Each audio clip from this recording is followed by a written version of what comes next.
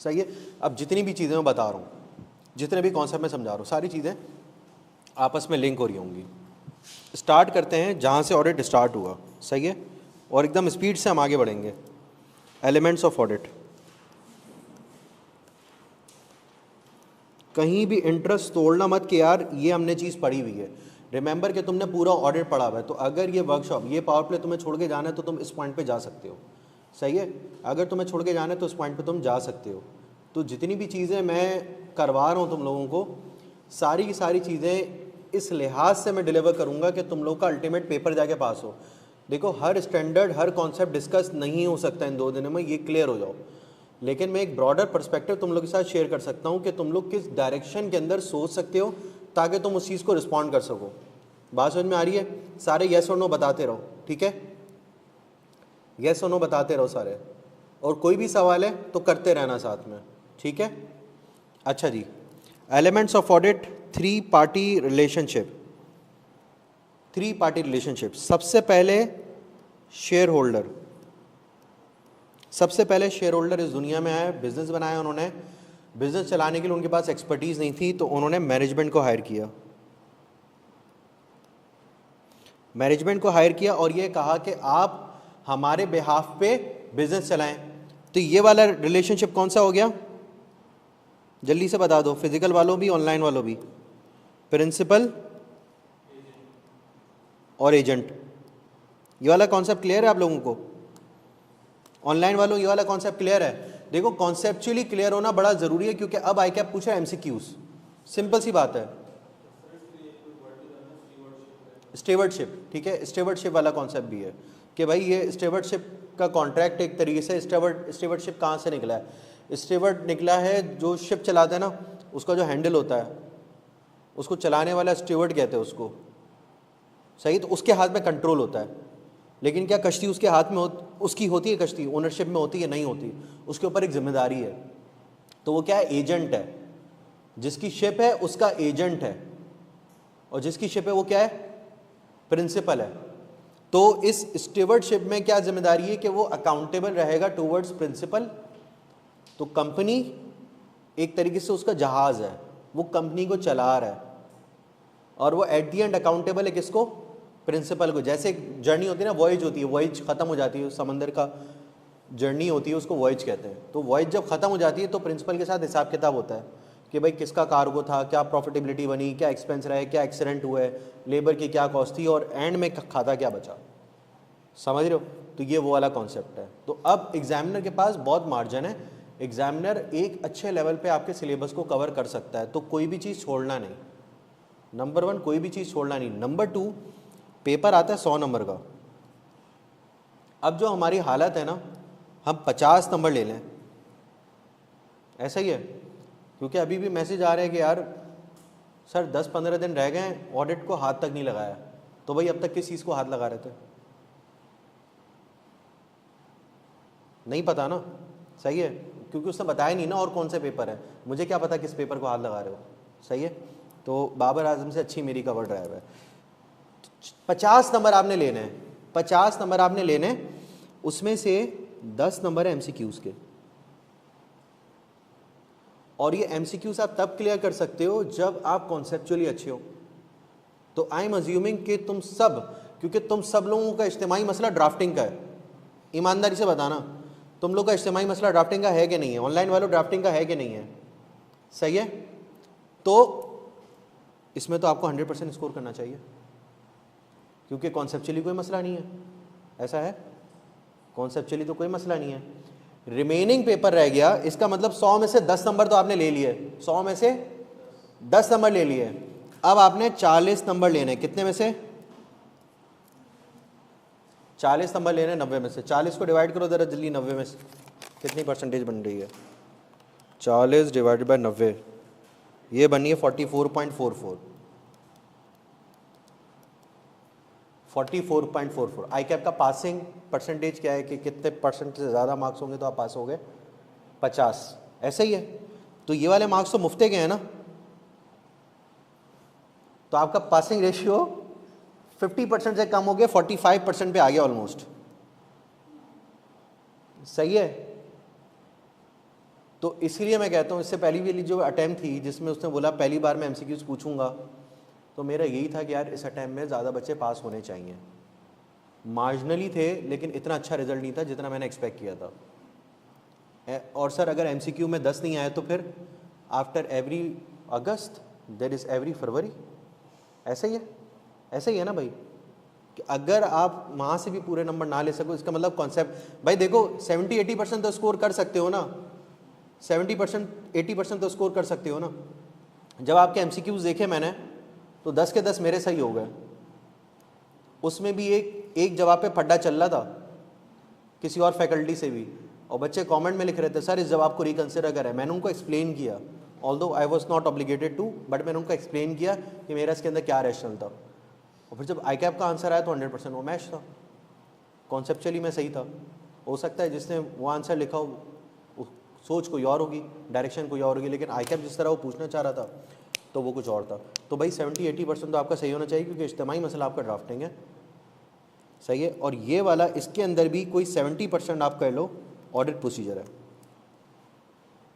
बहुत कम पोर्शन है, इतना भी नहीं है, लेकिन 30-40% पेपर ऑडिट प्रोसीजर का है।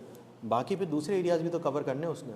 तो ये कह देना कि सर पूरा पेपर ऑडिट प्रोसीजर का है, तो ये उसका एक ब्रेकडाउन हो गया। तो स्प्रिंग 2026 का पेपर पास होने वाला था, स्कोरिंग था, क्योंकि उसने देखो कॉन्सेप्चुअली भी बहुत सारी चीज़ें पूछी हैं आपसे, 4 नंबर के, 5 नंबर के, 9 नंबर का उसने फ्रॉड रिस्क की ड्राफ्टिंग पूछ ली है। अगर तुम लोगों ने 240 के लेक्चर सही से देखे हों तो वो हलवा सवाल है। 9 नंबर ऐसे ही हैं फ्री के, 10 नंबर वो एमसीक्यू के, 9 नंबर ये, 19 नंबर तो ये आ गए। तो मैंने तो टॉपिक चला के स्पेशलाइज तुम लोग के साथ काम किया यार, तो उस चीज़ को ज़रा थॉरली देखना। और आप सब लोगों को भी मैंने पोर्टल का एक्सेस दिया है, जिन जिन के पास पोर्टल है तो प्लीज़ आप उन लेक्चर्स को घुमा के देखें, कोई उल्टी सीधी बकवासियत उसके अंदर नहीं है और कोई चीज़ कट भी नहीं की है। जो जैसे लेक्चर डिलीवर हुआ 100% लेक्चर मैंने आपको दे दिए हैं, सही है। अच्छा, back to pavilion 3 party relationship में। अब इसको ना इस पर भरोसा नहीं आ रहा था, शेयर होल्डर को मैनेजमेंट पे भरोसा नहीं आ रहा था। क्यों? क्योंकि वो हर साल मांगती थी प्रॉफिट से डिविडेंड, और मैनेजमेंट बोलती थी कि यार कंपनी लॉस में, हमें और पैसा दो। तो शेयर होल्डर बोल रहा था मैंने तो कंपनी बनवाई है प्रॉफिट कमाने के लिए, लेकिन ये तो उल्टा पैसे पे पैसे ले ही जा रहे हैं। तो मैनेजमेंट को बोला यार तुम मुझे फाइनेंशियल स्टेटमेंट्स बना के दो। मैनेजमेंट ने अपने हिसाब से फाइनेंशियल स्टेटमेंट्स बना के दे दी। शेयर होल्डर ने बोला यार फाइनेंशियल स्टेटमेंट दूसरी कंपनीज तो इस सूरत में बना रही है, तुम कैसे बना? उसने बोला आप बता दो कैसे बनाऊं। सो बोला फाइनेंशियल स्टेटमेंट तो बनाओ IFRS में, तब मैं दूसरी कंपनी से भी कंपेयर कर सकूंगा। लाइक टेक्सटाइल में चले जाऊं तो गुलेमा टेक्सटाइल है, फिरोज सन्स है, आर्टिस्टिक मिलनर्स है, इनके मैं अकाउंट्स उठा के साथ में कंपेयर करूंगा, देखूंगा हर कंपनी का जीपी मार्जिन क्या आ रहा है, मेरी कंपनी का जीपी मार्जिन क्या है, हर कंपनी के क्या एक्सपेंसेस है, मेरी कंपनी के क्या एक्सपेंसेस है, हर कंपनी के क्या एसेट्स है, मेरी कंपनी के क्या एसेट्स हैं, मैं कंपेयर कर सकूँ, एक कंपेरेबिलिटी इस्टेब्लिश हो। अब उन्होंने IFRS के हिसाब से अकाउंट बना के दिए। शेयर होल्डर बोला मैं कैसे मान लूँ, तुमने तो अभी भी लॉस दिखा दिया और तुम वापस बोल लो मुझसे पैसे। इनको यकीन नहीं आ रहा था, तो लेकर आया इंडिपेंडेंट ऑडिटर को। अब यहाँ पे तुम्हारा काम शुरू हो रहा है। अब जहाँ से तुमने चीज़ों को कॉन्सेप्चुअली सोचना है और वही माइंडसेट रख के तुम लोगों ने आगे चलना है कि तुम पार्टनर हो और तुमने ये रिपोर्ट साइन करनी है, सही है। तुम्हें लेकर आए कि भाई तुम इंडिपेंडेंट ऑडिटर हो और तुम मुझे देख के बताओ क्या ये फाइनेंशियल स्टेटमेंट IFRS के हिसाब से बने कि नहीं बने, सही है। सर मैं देख लूँगा फाइनेंशियल स्टेटमेंट बने नहीं बने, उसके बाद करूँ क्या? बोलो भाई उसके बाद तुमने मुझे देनी ओपिनियन कि whether these financial statements have been prepared in accordance with IFRS और नॉट। मैंने कहा ठीक है मैं आपको ओपिनियन तो दूंगा, लेकिन उसके लिए मुझे कुछ काम भी तो करना पड़ेगा ना। उसने बोला ठीक है काम करो। क्या करोगे? सर मैं उसके लिए ऑडिट एविडेंस ऑब्टेन करूँगा। वो ऑडिट एविडेंस होगा sufficient appropriate audit evidence. Sir sufficiency is related to quantity, appropriateness is related to quality, सही है। क्वांटिटी में क्या आ जाता है? क्वांटिटी में क्या आ जाता है सर? सैंपल। क्वालिटी में असर्शन और डायरेक्शन ऑफ टेस्टिंग।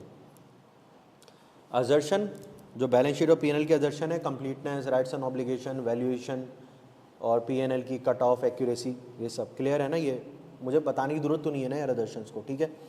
ये असर्शंस है। इसका मतलब अगर मैं असर्शंस के मुताबिक ऑडिट प्रोसीजर परफॉर्म नहीं करूंगा तो जो मेरी ओपिनियन आएगी वो ओपिनियन भी गलत होगी। इसका मतलब जब ऑडिटर रियल लाइफ सिनेरियो के अंदर चीज़ों को देखता है तो वो करता है रिस्क असेसमेंट। रिस्क असेसमेंट क्यों करता है? वो इसलिए करता है कि मैं असर्शन के अगेंस्ट कोई गलत ऑडिट प्रोसीजर परफॉर्म ना कर दूं। उसको स्टैंडर्ड ने नाम दिया ऑडिट रिस्क का। ऑडिट रिस्क कि मैं जो रिस्क असेसमेंट कर रहा हूं और उसके अंदर जो मैं ऑडिट प्रोसीजर परफॉर्म कर रहा हूं उसके अंदर कोई मिसस्टेटमेंट ना हो, डिटेक्शन रिस्क। तो यहां पे जो काम हो रहा है, इस एरिया में जो काम हो रहा है, इससे पहले वो क्या हो रहा है? वो काम हो रहा है रिस्क असेसमेंट का, रिस्क ऑफ मटेरियल मिसस्टेटमेंट को असेस करना। सही है, रिस्क ऑफ मटेरियल मिसस्टेटमेंट को असेस कर रहा हूं तो उसकी दो चांपे हैं, एक इनहेरेंट रिस्क, एक कंट्रोल रिस्क। ठीक है, इनहेरेंट रिस्क है, इनहेरेंट इंसान गलती का पुतला है। सही है, इंसान गलती करेगा, बाय इट्स नेचर इंसान की फितरत ऐसी बनी कि वो गलती करेगा। अगर आपके ऊपर कोई कंट्रोल नहीं है, अगर आप घर में अकेले हो या आप कहीं भी अकेले हो तो बहुत ज़्यादा चांसेस है कि आप गुनाहों में मुब्तला हो जाओ, ऐसा ही है। लेकिन अगर वहाँ पे कोई कैमरा लगा दें, अब बोला जो भी कर रहे हो ना वो बिग बॉस की तरह लाइव स्ट्रीम हो रहा है, तो मैंने क्या किया? मैंने कंट्रोल लगा दिया। जब मैंने कंट्रोल लगा दिया ना तो आपने बोला यार समवन इज़ वॉचिंग, तो अब आप वो बंडी मारोगे। ये क्या था? ये कंट्रोल था कि आपके इनहेरेंट जो रिस्क है ना, गुनाह करने की जो आपकी सलाहियत है ना, उस सलाहियत को कटेल के जाए। आप चाह भी रहे हो तो ना करो आप गुनाह। मैं सिंपल अल्फाजों में बता रहा हूँ, ऑडिट तुम लोगों ने पढ़ा हुआ है।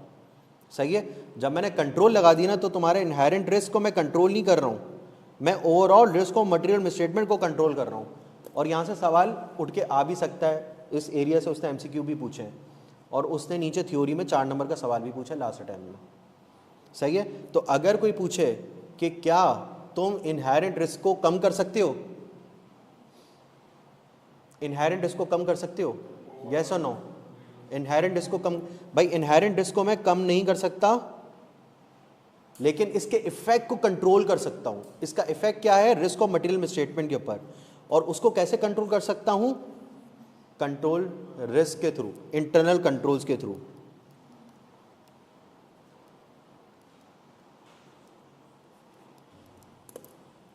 क्या auditor risk of material misstatement को कंट्रोल कर सकता है अब? यस और नो? यस और नो? ये देखो, ये देखो, बात समझ में आ रही है? हाँ, सब लोगों ने यस बोला। चैट पे लोग जो हैं उन्होंने 3-4 लोगों ने नो बोला। यहाँ पे सिर्फ एक लड़की बैठी हुई है जिसने बोला नो, कि रिस्क ऑफ मटेरियल मिसस्टेटमेंट, भैया risk of material misstatement management के हाथ में है। Risk of material misstatement management के हाथ में है। इंटरनल कंट्रोल्स की जिम्मेदारी मैनेजमेंट की है। आइजा 210 pre conditions of an audit, para number 6, para number 6 6A और 6B, 2 बातें। उसकी दूसरी बात में 3 बातें। Internal controls, financial statement free from material misstatement, provide the auditor with. 6B के अंदर तीसरी बात जो है उसके अंदर भी 3 बातें। उसकी जिम्मेदारी with respect to audit, financial statement बनाएगा, ऑडिटर को इन्फॉर्मेशन देगा, एडिशनल इन्फॉर्मेशन देगा, अनरिस्ट्रिक्टेड एक्सेस देगा। बात समझ में आ रही है? तो ये सवाल भी एग्जामिनर MCQ में मज़े से पूछ के निकल जाएगा और आप कुछ नहीं उखाड़ सकोगे। आप बोलोगे तुम्हारे भाई ने चीर फाड़ कर दिया अंदर। सही है, और जो एक बंदी सही जवाब देकर आ रही है वो भी कंफ्यूज हो जाएगी। बाद में पेपर के बाद पूछेगी सर ये मेरा आंसर सही था ना, मेरे दोस्तों ने तो ये जवाब दिया है। बात समझ में आ रही है भाई? तो अपने आँख और कान खुले रखना। अपेरेंटली टॉपिक चीज़ें आसान लगेंगी एग्ज़ाम के अंदर भी, लेकिन नहीं होंगी। इसका मतलब जज्बाती नहीं होना, हमें सोचना है। सही है, जज्बाती नहीं होना, हमें सोचना है। ठीक है, अभी तक जितनी भी बातें लिखी, risk of material misstatement, inherent risk, वो जितनी भी आपके एसेट्स या लाइबिलिटीज़ आ रही हैं या PNL के आइटम आ रहे हैं, उन सब के अंदर अपने इनहेरेंट रिस्क हैं, अपने अपने इनहेरेंट रिस्क मौजूद हैं। PP की बात करूं तो वैल्यूएशन का इनहेरेंट रिस्क उसके अंदर है, एग्जिस्टेंस का है, इन्वेंट्री के अंदर NRV का इनहेरेंट रिस्क ज़्यादा क्यों जाता है? एस्टिमेट्स की वजह से हो जाता है। जितने ज़्यादा एस्टिमेट्स होंगे उतना higher chances of inherent risk होगा। क्यों? क्योंकि उसके अंदर जजमेंट और बायसेंस दोनों चीज़ें आ जाती हैं। अब ऑडिटर के हाथ में क्या है? रिस्क ऑफ मटेरियल मिसस्टेटमेंट से रिलेटेड। ऑडिटर के हाथ में क्या है, जल्दी बताओ। रिस्क ऑफ मटेरियल स्टेटमेंट से रिलेटेड ऑडिटर के हाथ में कुछ है, और ये बात मैं सच बोल रहा हूँ, दिल से बोल रहा हूँ, मजाक नहीं कर रहा। हाँ अबे गया ही नहीं मैं डिटेक्शन रिस्क की तरफ, मैं रिस्क ऑफ मटेरियल स्टेटमेंट के ऊपर हूँ। असेस करना, ठीक है, इसकी असेसमेंट, इसकी असेसमेंट। असेस किस तरीके से करेगा? सबसे पहले लेगा अंडरस्टैंडिंग, सबसे पहले लेगा अंडरस्टैंडिंग, इसके अंदर फिर अंडरस्टैंडिंग लेगा इंटरनल कंट्रोल्स की, फिर इसके साथ करेगा design and implementation, design and implementation testing, जिसको हम लोग प्यार से DNI भी बोलते हैं। ये जब तुम लोग इंशाल्लाह ऑडिट पास कर जाओगे, तुम्हारा कैफ क्वालिफाई हो जाएगा, तुम जब फर्म में जाओगे ना, तो ये सवाल भी तुमसे पूछा जा सकेगा कि डिज़ाइन एंड इम्प्लीमेंटेशन क्या है। प्रैक्टिकली बताओ, डिज़ाइन एंड इम्प्लीमेंटेशन क्या है? कि कंट्रोल डिज़ाइन किया जाता है कंपनी की तरफ से, वो कंट्रोल किसी ना किसी रिस्क के अगेंस्ट लगाया गया है, वो कंट्रोल किसी ना किसी रिस्क के अगेंस्ट लगाया गया है, सही है। तो क्या वो जो कंट्रोल लगाया है वो डिज़ाइन इटसेल्फ सफिशिएंट है कि नहीं है कि उस कंट्रोल को मिटिगेट कर सके, सही है। बैंक में फ़र्ज़ करो कि रिस्क है रॉबरी का, तो क्या कंट्रोल्स लगाए हुए हैं भाई? टेलर के पास एक बज़र दिया हुआ है इधर इमरजेंसी कि भाई वॉल लॉक हो जाएगी, कोई भी नहीं खोल सकेगा, उसी बटन से पुलिस को कॉल चली जाएगी जो 5 घंटे बाद आएगी, सही है। तो कंट्रोल्स लगे हुए हैं, डिज़ाइन है, डिज़ाइन मौजूद है। अब क्या वो डिज़ाइन इम्प्लीमेंटेशन है कि नहीं, इम्प्लीमेंटेड है कि नहीं है, ये किसके थ्रू देखोगे? वॉक थ्रू के थ्रू देखोगे, वॉक थ्रू, नाम से ही जाहिर है वॉक थ्रू। वॉक थ्रू क्या है? Walking through the transaction, walking through the initiation से लेके जब कस्टमर ने आपको ऑर्डर दिया उस टाइम से लेके उसकी कलेक्शन तक, उसकी ECL रिकॉर्डिंग तक, मतलब एंड तक, स्टार्ट से लेके एंड तक आप पूरी ट्रांजैक्शन को फॉलो करोगे, एक एक डॉक्यूमेंट देखोगे, अंडरस्टैंडिंग लेके। सेल्स ऑर्डर बना, अच्छा सेल्स ऑर्डर बना तो उसके आने का प्रोसीजर क्या है कंपनी के अंदर। मल्टीपल चीज़ें हो सकती हैं depend on size of the company और उसकी नेचर। सेल्स ऑर्डर मैनुअल भी आ सकता है, या कंपनी का पोर्टल भी हो सकता है, वेबसाइट भी हो सकती है जहाँ पे कस्टमर आके डायरेक्ट ऑर्डर दे रहा हो, ऐसा भी हो सकता है। तो किस तरीके से हो रहा है? जैसे म्यूचुअल फंड्स है, आपने कोई फंड परचेज़ करना है तो आप उसकी, जैसे HBL फंड मैंने परचेज़ करना है, यूनिट परचेज़ करने है कुछ, तो मैं HBL मोबाइल ऐप से भी जा सकता हूँ, यूनिट परचेज़ कर सकता हूँ, मैं डायरेक्ट AMC से भी कांटेक्ट कर सकता हूँ, मैं किसी सेल्स पर्सन से कांटेक्ट कर सकता हूँ, मैं CDC से भी जाके परचेज़ कर सकता हूँ यूनिट्स।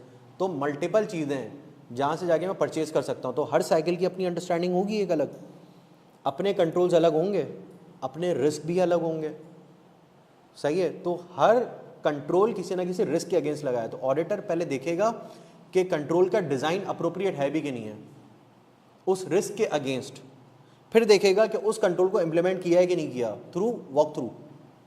जब ये दोनों चीज़ें स्टैब्लिश हो जाएंगी कि हाँ कंट्रोल का डिज़ाइन भी है और कंट्रोल की इम्प्लीमेंटेशन भी है, सही है। अभी तक कंट्रोल को टेस्ट किया मैंने? नहीं टेस्ट किया। इसके बाद स्टेप आता है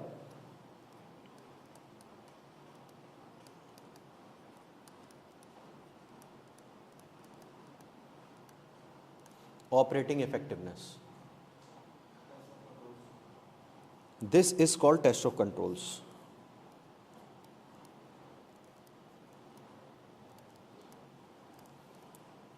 ऑपरेटिंग इफेक्टिवनेस इज कॉल्ड, अब जो कंट्रोल डिज़ाइन है और इम्प्लीमेंट है जो मैंने ऊपर देखा, क्या वो through out the period, through out the period कौन सा पीरियड?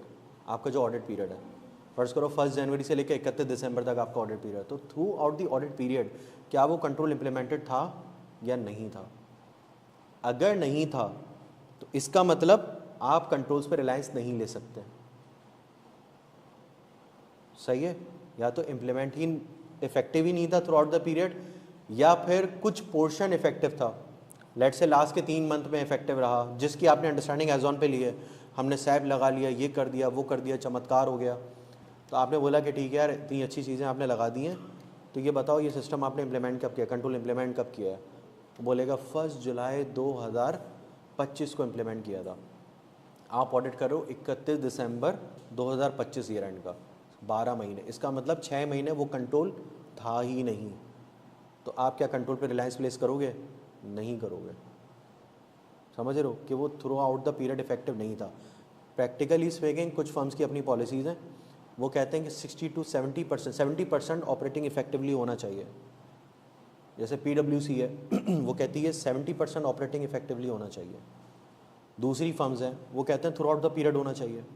हमारी रिस्क असेसमेंट इतनी रोबस्ट है कि through out the period effective होगा तभी हम उसको कंट्रोल को टेस्ट करेंगे, अदरवाइज हम कंसिडर भी नहीं करेंगे इसको, क्योंकि सारी मिसस्टेटमेंट तो तुम स्टार्ट में करके बैठ गए होगे। बात समझ में आ रही है? क्लियर है ये चीज़? सही है। तो भाई फिर मैं करूँगा टेस्ट ऑफ कंट्रोल्स। और टेस्ट ऑफ कंट्रोल भी मैं जो करूँगा वो रिस्क असेसमेंट की बेसिस पे करूँगा। अगर मुझे लगेगा वो डिज़ाइन फारिग है, सही है, अगर मुझे लगेगा वो डिज़ाइन फारिग है, प्रैक्टिकली बात बता रहा हूँ, मुझे लगेगा डिज़ाइन फारिग है तो मैं उसकी टेस्ट बिल्कुल भी नहीं करूँगा। मुझे लगेगा हाँ मैं काम चला सकता हूँ, काम चला सकता हूँ, तो मैं इससे एश्योरेंस रखूँगा लो की। मैं कहूँगा हाँ इतने भी फारिग नहीं है, मतलब अच्छा मुनासिब काम चल सकता है, तो मैं उससे एश्योरेंस रखूँगा मीडियम की। और मैं बोलूँगा कंट्रोल्स बहुत अच्छे लगे हुए, डिज़ाइन भी अच्छा है और इम्प्लीमेंटेशन भी अच्छा है, और मेरी एक्सपेक्टेशन ये है कि through out the period effective है, कंट्रोल बहुत अच्छा है, तो मैं उससे एक्सपेक्टेशन रखूँगा हाई की। फर्स्ट करो मैंने टोटल सैंपल टेस्ट करने हैं 150 के, सही है, तो हाई में इंटरनल कंट्रोल्स को मैं 100 सैंपल टेस्ट कर सकता हूँ, सही है। यहाँ पर मैं 50 सैंपल टेस्ट कर सकता हूँ, यहाँ पे मैं 25 सैंपल टेस्ट करता हूँ, यहाँ पर है तो फारिग। तो मैंने अगर 150 सैंपल टोटल टेस्ट करने थे तो 25 निकाल दिए मैंने, कितने बचे? 125। यहाँ पे मैंने निकाल दिए 150, तो यहाँ पे कितने बचे? 100। यहाँ से निकाल दिया मैंने 150, कितने बचे? ये 50 क्या है? Substantive procedures. अब तुम लोग देख रहे हो लाइव डेमोन्स्ट्रेशन कि मेरी रिस्क असेसमेंट की बेसिस पे किस तरीके से अगर मैंने टोटल प्रोसीजर परफॉर्म करने, ये सिर्फ एक इलस्ट्रेशन है कि अगर मैं 25 सैंपल पे टीओसी कर रहा हूँ तो इसका मतलब मैं इतनी रिलायंस नहीं ले रहा, तो मुझे सब्सटेंटिव की एक्सटेंट बढ़ानी पड़ रही है यहाँ पे, फिर यहाँ पे मैं थोड़ी सी कम कर रहा हूँ, फिर मैं यहाँ पर मैं और कम कर रहा हूँ, लेकिन मैंने ऑल टुगेदर सब्सटेंटिव प्रोसीजर ख़त्म नहीं किए। स्टैंडर्ड की रिक्वायरमेंट है, भले आपको एक सैंपल क्यों ना टेस्ट करना हो, आपको टेस्ट करना है, सही है, भले एक सैंपल टेस्ट क्यों ना करना हो, आपको लाजमी करना है। तो टीओसी अलोन नहीं, क्यों? क्योंकि आप कह रहे हो सफिशिएंट अप्रोप्रिएट ऑडिट एविडेंस ले रहे हो, और रिस्क असेसमेंट तो उसका पार्ट है। इसके लिए ज़रूरी है कि आप हर एरिया में एक सैंपल टीओडी का लाजमी करो। बात समझ में आ रही है? अब इस तरह की बातें आईकैप आपसे आराम से पूछ सकता है थ्रू एमसीक्यूज, आराम से पूछ सकता है। तो ये समझ में आ रही है चीज़ें? आगे बढ़ें। अब आ जाओ डिटेक्शन रिस्क की तरफ। जितनी ज़्यादा मेरी रिस्क असेसमेंट होगी, इसका मतलब ऑडिट रिस्क उतना ही ज़्यादा होगा। प्रिज्यूमेबली कि मैंने अभी तक कोई भी प्रोसीजर्स परफॉर्म नहीं किए, इसको मुझे अगर नीचे लेकर आना है, लेक्चर्स में लाइव वो पड़ी हुई है, कंप्यूटेशनल पढ़ा हुआ है कि रिस्क को मैं किस तरीके से नीचे लेकर आ सकता हूँ और किस तरीके से मैं, वो सारा मैंने न्यूमेरिकली एक्सप्लेन किया हुआ है, सही है। तो उन नोट्स को रीड भी कर लेना, चाहो तो लेक्चर जाके वापस देख लेना, ठीक है। तो डिटेक्शन रिस्क को मुझे कम करना पड़ेगा ना, ताकि मेरा ओवरऑल ऑडिट रिस्क नीचे आ सके।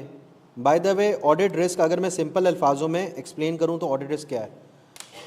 रिस्क क्या है? सबसे पहले रिस्क है कि मेरा ऑब्जेक्टिव अचीव ना हो। ऑब्जेक्टिव क्या है? ऑडिटर का ऑब्जेक्टिव क्या है? Reasonable assurance. क्या रीजनेबल एश्योरेंस देना? ऑनलाइन वालों जल्दी बताओ, ऑनलाइन वालों जल्दी बताओ लिख के। हाँ तुम लोग बताओ।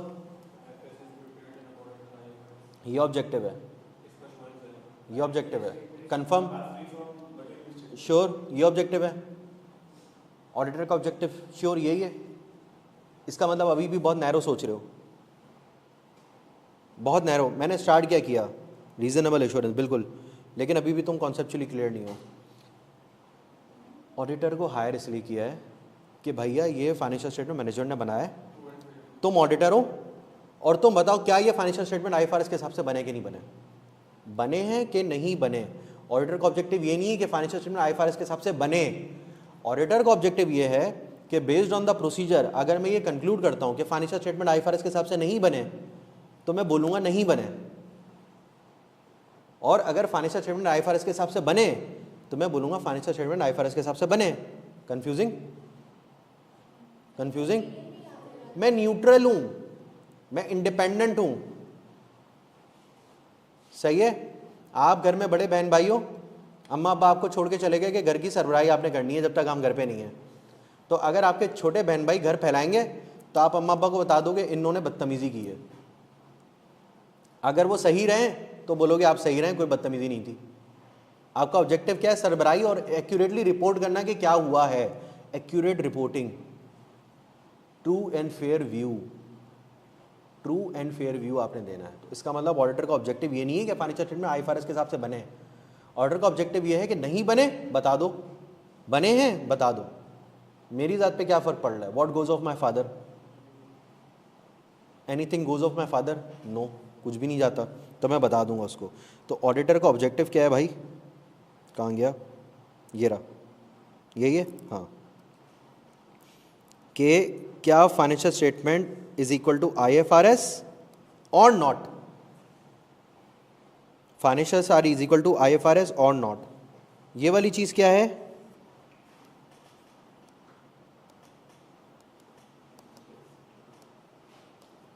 इस चीज को जो अनइक्वल का साइन लगा हुआ है ना, दिस इज कॉल्ड मिसस्टेटमेंट। जब फाइनेंशियल स्टेटमेंट आईएफआरएस के हिसाब से ना बने हो, दिस इज कॉल्ड मिसस्टेटमेंट। और मिसस्टेटमेंट देखोगे from the perspective of IFRS. IFRS में चीज़ें दी हैं, amount, classification, presentation, disclosure.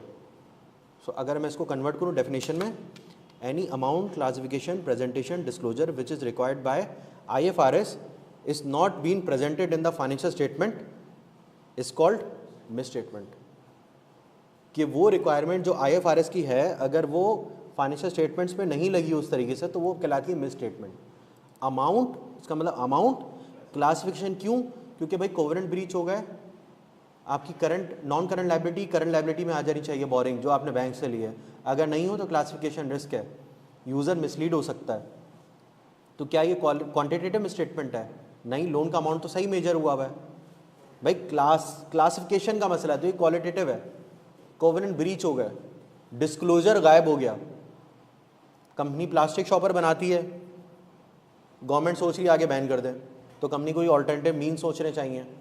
Disclosure गायब हो गया, कोर्ट में केस लगा हुआ है, आउटकम अनसर्टेन है, प्रोविजन की 3 कंडीशन मीट नहीं होती, present obligation as a result of past event, amount is reliable, तीनों कंडीशन मीट नहीं हो रही है या एक आध कंडीशन मीट हो रही है, टाइमिंग और अमाउंट इज अनसर्टेन, तो कंटीजेंसी वाला क्राइटेरिया मीट कर रहा है, कंटीजेंसी डिस्क्लोज नहीं की हुई, तो ये क्या है? क्वांटिटेटिव स्टेटमेंट है, क्वालिटेटिव स्टेटमेंट है। कि यूजर अगर देखे फाइनेंशियल स्टेटमेंट तो उस लायबिलिटी को भी कंसिडर कर ले while making decisions on the financial statement. तो क्वालिटेटिव स्टेटमेंट भी ऑडिटर के लिए ज़रूरी है क्योंकि यूज़र के लिए ज़रूरी है। तो दिस इज कॉल्ड मिसस्टेटमेंट। क्या आता है? Amount, classification, presentation, disclosure. बात समझ में आ रही है? अब इसके अंदर एक और तड़का लगा दूं, क्या हर मिसस्टेटमेंट के लिए ऑडिटर जिम्मेदार है? क्या हर मिसस्टेटमेंट के लिए ऑडिटर जिम्मेदार है? नहीं सर, हर मिसस्टेटमेंट के लिए ऑडिटर जिम्मेदार नहीं है। ऑडिटर जिम्मेदार है material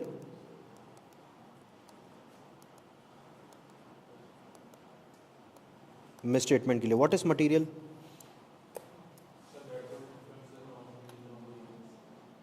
any amount, classification, presentation, disclosure which is expected to influence the decision of the economic decision of the user। Economic decision of the user मतलब इकोनॉमिक का मतलब जिसमें फाइनेंशियल इन्वॉल्व है, फाइनेंशियल स्टेटमेंट नहीं, financial decisions involve हैं। Share holder क्या देखेगा? Company के रिजल्ट्स आ गए, क्या मैं डिविडेंड डिस्ट्रीब्यूट कर दूं, क्या मैं फर्दर शेयर्स ले लूं, क्या मेरी जो शेयर होल्डिंग है मैं इसको भेज दूं, क्या मैं राइट शेयर्स दूं, क्या मैं बोनस शेयर्स दूं, क्या मैं कोई सेगमेंट उठा के जो लॉस मेकिंग सेगमेंट है उसको उठा के बेच दूं। Any economic decision of the user taken on the basis of financial statement is material. तो ये डेफिनेशन है मटेरियल की, ये चीज क्लियर है। तो ऑडिटर रिस्पॉन्सिबल है मटेरियल। क्यों भाई? सारी मिसस्टेटमेंट के लिए क्यों नहीं है? सारी मिसस्टेटमेंट के लिए क्यों नहीं है?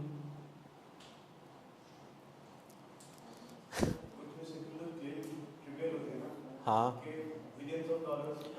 भाई देखो सिंपल सी बात है, कंपनी बैठी हुई है पूरा साल, मैनेजमेंट बैठी है पूरा साल काम कर रही है, ऑडिटर आ रहा है आरडी 1-1.5 महीने के लिए ऑडिट कर रहा है। टाइमलाइन क्या होती है एनुअल की भाई, 4 मंथ्स के अंदर आपने एजीएम करवानी है। 31 दिसंबर है ईयर एंड, तो 4 मंथ का पूरा जनवरी फरवरी मार्च अप्रैल, 30 अप्रैल तक आपने एजीएम लाजमी करवानी है। 30 अप्रैल तक अगर आपने एजीएम करवानी है तो ये 4 मंथ कितने डेज हुए यार, 4 मल्टीप्लाई बाय स्टेट, अगर मैं 30 पे भी लगाऊं तो 120 दिन के अंदर आपने एजीएम करवानी है।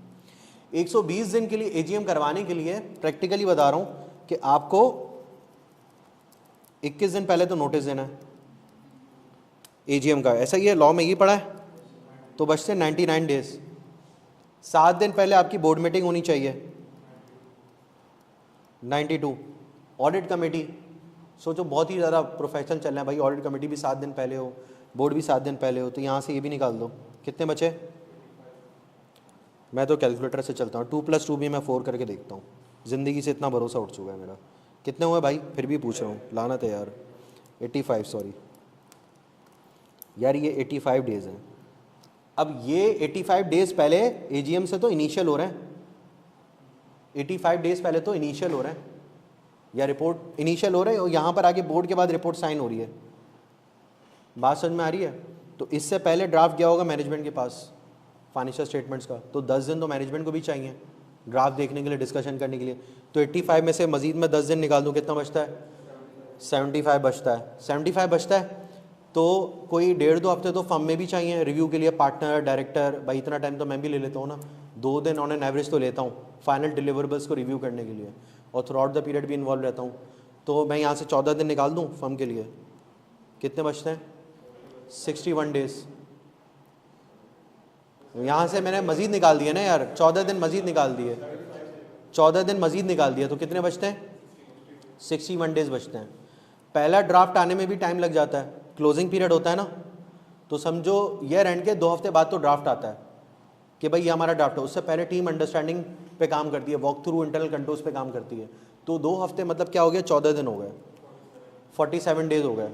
अब 47 डेज़ के अंदर होगा ऑडिट, प्योर ऑडिट होगा 47 डेज़ के अंदर। इसको 47 को मैं डिवाइड कर दूं 30 से, 1.5 महीना है, तो वो पूरा काम जो मैनेजमेंट ने किया है 12 महीने में, आपके पास है से 1.5 मंथ्स टाइम लिमिटेशन। सबसे बड़ी लिमिटेशन टाइम, कि भाई जो काम 12 महीनों में किया, लाखों करोड़ों ट्रांजैक्शन है, मैं 1.5 महीने में कैसे देखूं। फिर आया मटीरियलिटी का कॉन्सेप्ट, भाई मुझे जो काम करना है वो मटीरियल बेसिस पे करना है, जो यूज़र के लिए मटीरियल है मैं उस तरीके से देखूंगा। अब बस कोई मसला नहीं है यार, आप वापस ज्वाइन कर लेना, और मैं यूट्यूब पे क्या पोर्टल पे भी डाल दूंगा, ठीक है, देख लेना, कोई मसला नहीं है। सही है। तो भाई 1.5 महीना बचता है टेक्निकली टीम के पास फील्ड वर्क करने के लिए। अब टीम में हर कैलिबर के लोग होते हैं, सीनियर भी होता है, जूनियर भी होता है, टुच्चा जूनियर भी होता है, हर तरह के लोग होते हैं, जिसको किसी को काम आता है। हाँ डिपेंड करता है यार, डिपेंड करता है साइज़ पे डिपेंड करेगा। लिस्टेड है तो एटलीस्ट 5 लोग तो होंगे एटलीस्ट। हाँ कर लेते हैं, सही है। और अगर वो बैंक है तो फिर 15 लोग, 20 लोग, 22 लोग, 25 लोग, इस तरह भी हो सकता है डिपेंडिंग ऑन द साइज़। सही है, वो वेरी करता है। तो भाई इन शॉर्ट मैं ये कहना चाह रहा था भैया आप लोगों से कि दिस इज कॉल्ड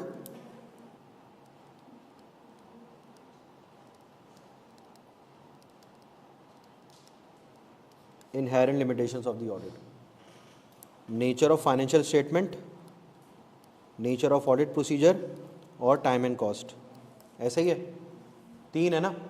अब नेचर ऑफ फाइनेंशियल स्टेटमेंट्स क्यों इनहेरेंट लिमिटेशंस में कन्वर्ट हो रही हैं,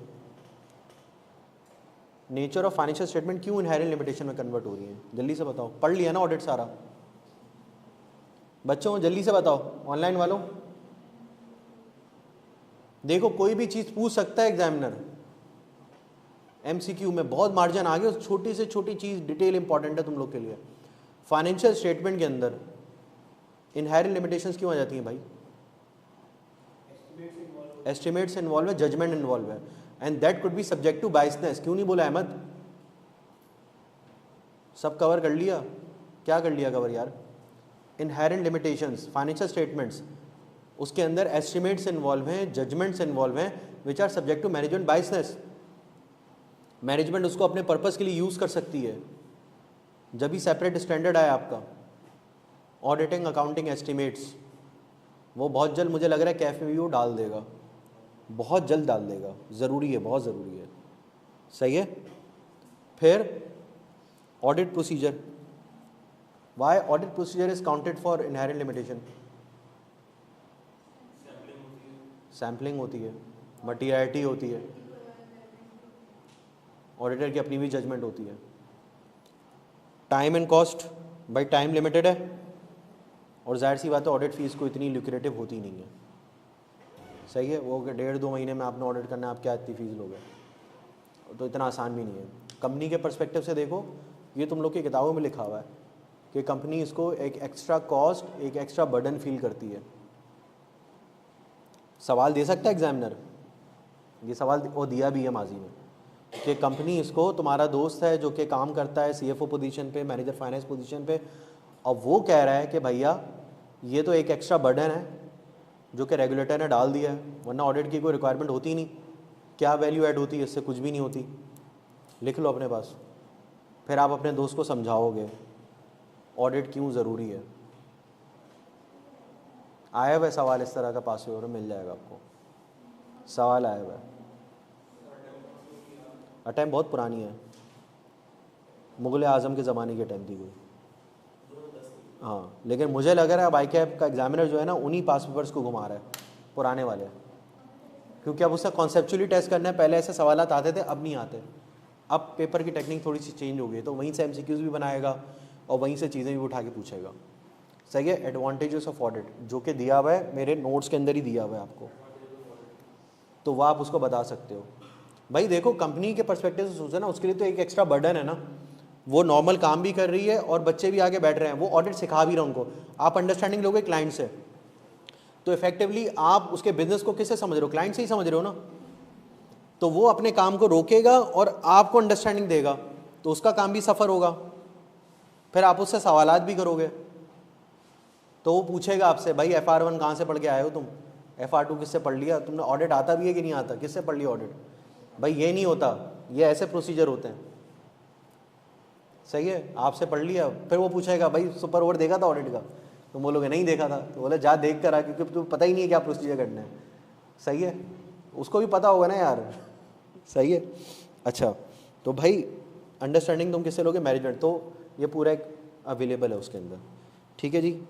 अब आ जाते हैं ओपिनियन के ऊपर। ये सारा काम आपने कर लिया, अब आ गए हो आप ओपिनियन पे।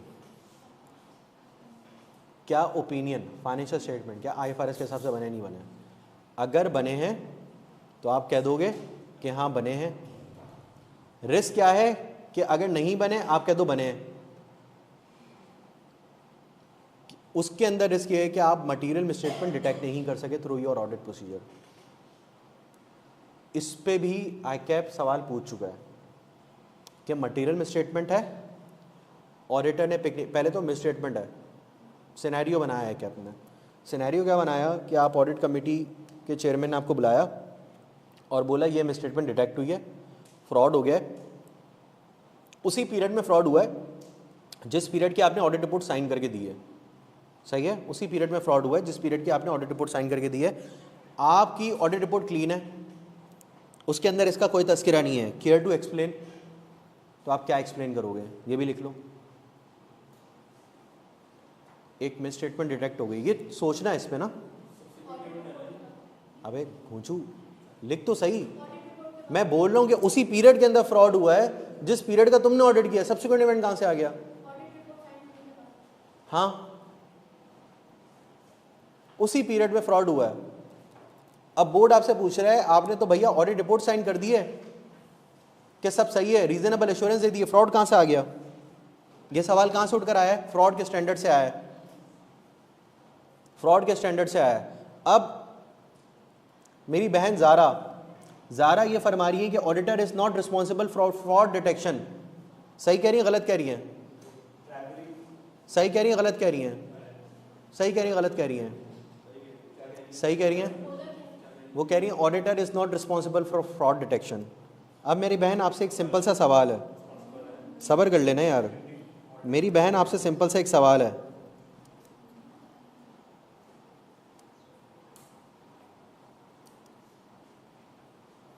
किधर गया?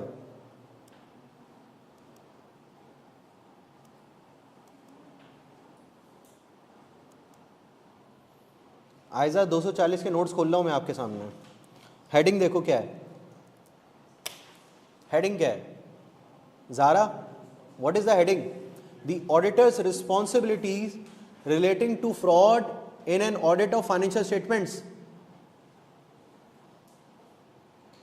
इसका मतलब आपका खुद का स्टैंडर्ड जिसका टाइटल है ये, responsibilities relating to fraud in an audit of financial statement, तो आप कैसे कह सकते हो कि ऑडिटर रिस्पॉन्सिबल नहीं है? आया ना, पता है तुम पूरा रट के बैठी हुई हो पास ऊपर। अब एग्जाम में किस तरह लिखे ना ये तुमने फिगर आउट करना है, ठीक है? तो माशाल्लाह तुम्हारी मेमोरी भी अच्छी है, तेज हो तुम, सही है भाई। ऑडिटर डायरेक्टली रिस्पॉन्सिबल नहीं है, इसको दूसरे अल्फाजों में बोलूं, प्राइमरीली मैनेजमेंट रिस्पॉन्सिबल है, ओवरसाइट के लिए दोस्त चार्ज गवर्नेंस रिस्पॉन्सिबल है। तो ऑडिटर की क्या रिस्पॉन्सिबिलिटी है? Professional scepticism, remain professional scepticism through out the audit. और अगर उस चीज़ में कोई नॉलेज में ऑडिटर की ऐसी चीज़ आ जाती है कि फ्रॉड है, क्योंकि फ्रॉड की अपनी इनहेरेंट लिमिटेशन है, कल्यूजन हो सकता है, डेलिब्रेट कंसीव किया जा सकता है फ्रॉड, और डेलिब्रेट कंसील भी किया जा सकता है, हाँ जजमेंट्स आ सकती हैं, ठीक है? छोड़ना नहीं है, ऑडिटर को कंसिडर हमेशा करना है कि कभी भी किसी भी चीज़ में फ्रॉड हो सकता है। प्रोफेशनल स्केप्टिसिज्म उसने जारी रखना, ऑडिटर की सिर्फ ये जिम्मेदारी है उस केस के अंदर। तो इस जिम्मेदारी में करने में क्या होगा, इंक्वायरीज आप करोगे, ऑडिटर इंक्वायरीज के लिए रिस्पॉन्स, उन इंक्वायरीज उन रिव्यूज की बेसिस पे अगर ऑडिटर को पता लगता है कि फ्रॉड है तो ऑडिटर फर्दर इन्वेस्टिगेट करेगा कि क्या इस फ्रॉड की वजह से फाइनेंशियल स्टेटमेंट तो मिसस्टेट नहीं हो रहे हैं। अब मैं चला गया ऑडिटर के ऑब्जेक्टिव पे वापस से, कहीं भी फंसोगे कहाँ चले जाओ, elements of audit. Elements of audit क्या है भाई, यहाँ पे मिसस्टेट, तो मिसस्टेटमेंट अकर होती है ड्यू टू एरर या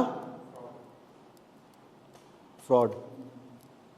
मिसस्टेटमेंट अकर होती है ड्यू टू एरर और फ्रॉड। तो इसका मतलब ऑडिटर ने अपनी टोपी बचानी है, ये बात याद रखना कि फाइनेंशियल स्टेटमेंट अगर मिसस्टेटमेंट है तो मैं बताऊं मिसस्टेटमेंट और मिसस्टेटमेंट दोनों चीज़ों से आती है, एक एरर से आती है और एक फ्रॉड से आती है।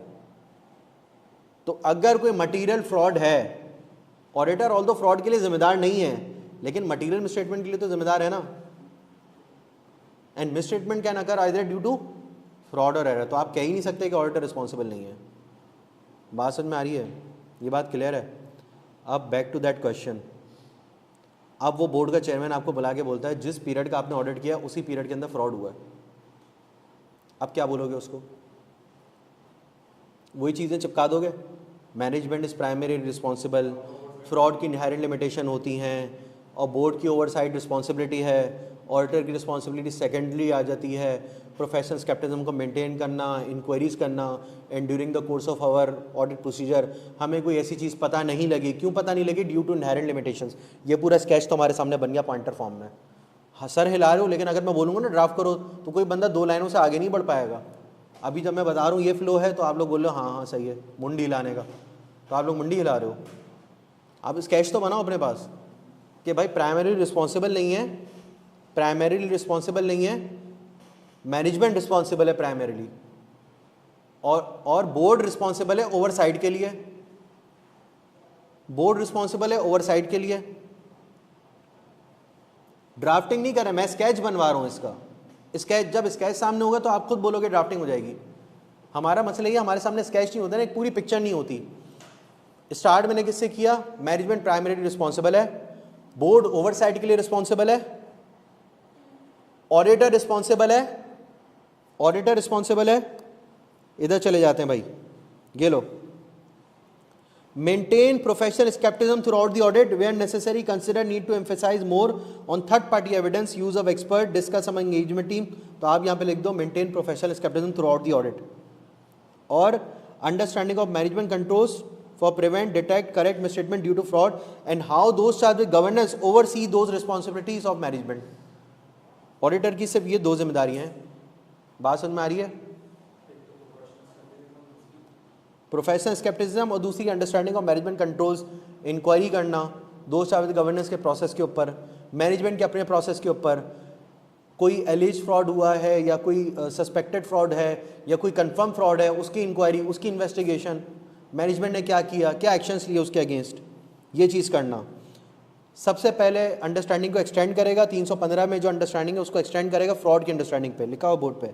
Use the information, identify and assess risk of material misstatement specifically due to fraud, specifically due to fraud. फिर respond to assess risk of material, अगर यहाँ पे कोई चीज़ मुझे पता लगती है, बीच वाले टैब में अगर कोई चीज़ मुझे पता लगती है तो फिर मैं उसको रिस्पॉन्ड करूंगा, अदरवाइज मैं रिस्पॉन्ड नहीं करूंगा। ये बात क्लियर है? सही है, आगे बढ़े तो आप ये चीज़ बोलोगे। अब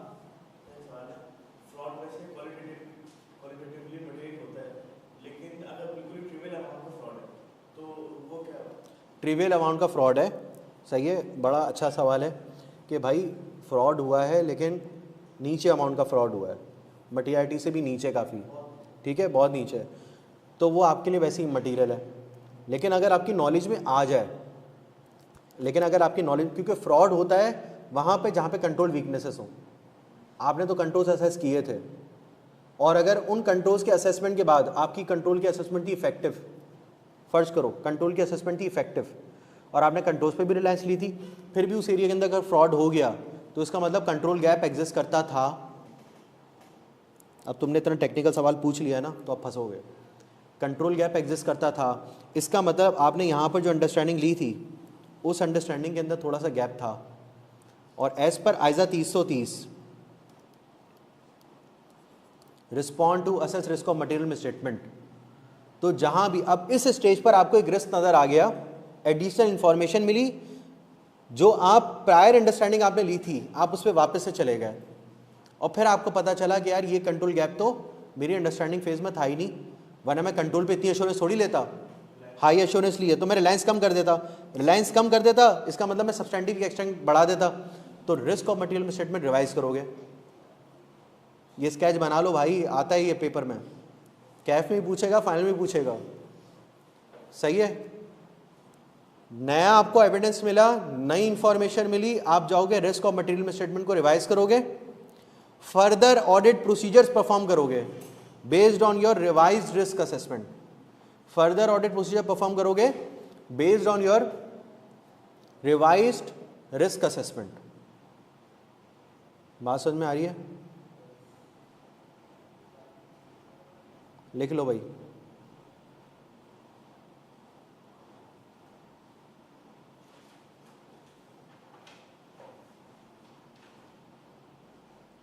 यहां तक चीज खत्म हो गई। ये बात की मैंने मिसस्टेटमेंट से रिलेटेड। अब आईकैप जिस तरह सवाल पूछता है, ये बात की मैंने सिर्फ मिसस्टेटमेंट से रिलेटेड। अब आ जाए तो फ्रॉड। अब मैंने जो बात की वो 315 में की थी और 330 में की थी, यहाँ पे फ्रॉड का तस्करा नहीं था दोस्त। अभी तो आप अपनी अंडरस्टैंडिंग पे चले गए थे। अब फ्रॉड के बारे में मैं बता रहा हूँ क्योंकि तुम्हारा क्वेश्चन फ्रॉड से रिलेटेड था, तो एग्जाम में जब आप आंसर लिखोगे तो उसी फ्लो के साथ लिखोगे। अब फ्रॉड हुआ है यहाँ पर। अब अगर नीचे टीयर की मैनेजमेंट इन्वॉल्व है और ऊपर टीयर की मैनेजमेंट साफ़ सुथरी है, कोई मसला नहीं है, तो फिर कोई इशू नहीं है। लेकिन अगर इसके अंदर सीनियर मैनेजमेंट इन्वॉल्व है तो चांपे बना दो ना, फ्रॉड हुआ है ना, फ्रॉड लिखो, फ्रॉड लिखो, फ्रॉड लिखो इधर।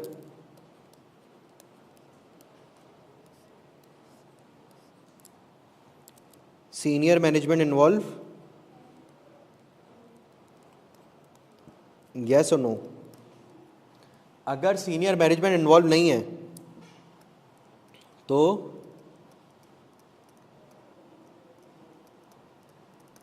बल्ले बल्ले, सही है, बल्ले बल्ले, शाबा शाबा कि सीनियर मैनेजमेंट इन्वॉल्व नहीं है। लेकिन अगर सीनियर मैनेजमेंट इन्वॉल्व हुई तो इसका मतलब वही सीनियर मैनेजमेंट रिस्पॉन्सिबल है फाइनेंशियल स्टेटमेंट्स पे, कंट्रोल्स के लिए। तो अगर सीनियर मैनेजमेंट इन्वॉल्व है तो इसका मतलब इंटेग्रिटी का मसला है, सीनियर मैनेजमेंट की इंटेग्रिटी का मसला है। जब सीनियर मैनेजमेंट की नीयत पे ही शक है तो सीनियर मैनेजमेंट ने ही तुम्हें ऑडिट एविडेंस प्रोवाइड किए थे सारे, उनकी रिलायबिलिटी पे क्या होगा, क्वेश्चन आएगा। उन्होंने रिप्रेजेंटेशन भी दी है तुम्हें कि अगर आइजा 580 के तहत मैनेजमेंट रिप्रेजेंटेशन ना दे तो आप डिस्क्लेमर भी दे सकते हो। ऐसा है? तो मैनेजमेंट ने तुम्हें रिप्रेजेंटेशन दी है, लेकिन जिस मैनेजमेंट ने रिप्रेजेंटेशन लिख के दी है कि मैंने तुम्हें सारा रिकॉर्ड प्रोवाइड कर, क्योंकि तुम्हें नहीं पता, मैनेजमेंट के लिए सारे रिकॉर्ड प्रोवाइड कर दिया, financial statement free from fraud और एरर है, और उसी मैनेजमेंट की इंटेग्रिटी पे अगर क्वेश्चन मार्क आ जाए तो रिप्रेजेंटेशन लेटर भी गया, ऑडिट एविडेंस भी गया, रिप्रेजेंटेशन भी गया, ऑडिट एविडेंस भी गया। तो अब स्टैंडर्ड कहता है अब तुम्हारे पास ऑडिट एविडेंस भी नहीं है। Audit evidence is the basis for your audit opinion. Audit evidence is the basis for audit opinion. अब मैं आपके हमतन गोश एक चीज करना चाहूंगा। आइजा 700, आइजा 700 का ऑब्जेक्टिव देखते हैं। आइजा 700 का ऑब्जेक्टिव क्या है? The primary objective of ISA 700 is to ensure that auditor obtains sufficient appropriate audit evidence to form an opinion on the financial statements and to communicate that opinion effectively through their audit report. इसका मतलब to ensure that auditors obtain sufficient appropriate audit evidence to form an opinion. तो अगर मुझे opinion नहीं मिले, अगर मुझे evidence नहीं मिलेगा तो इसका मतलब मुझे ओपिनियन भी नहीं मिलेगी। सही है? अगर मुझे ओपिनियन नहीं मिलेगी तो अब मैं आपके हमतन गोश एक और स्टैंडर्ड करना चाहूंगा।